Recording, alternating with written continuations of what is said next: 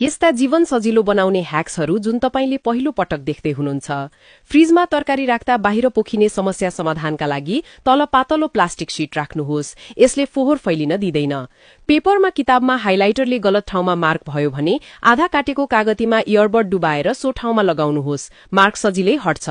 ठूलो डिब्बा वा बट्टा सफा गर्न गाह्रो भयो भने त्यसमा थोरै डिशवाश र टिस्यु पेपर हालेर हल्लाउनुहोस्। डिब्बा सफा र चम्किलो हुन्छ।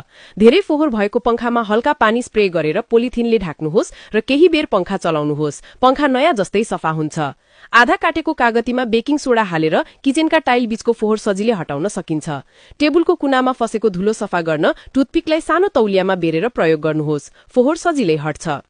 साबुनलाई बट्टामा राख्दा ढाडिन्छ भने बट्टामा रब्बरको पट्टी राख्नुहोस्। यसले साबुनलाई गल्न दिँदैन।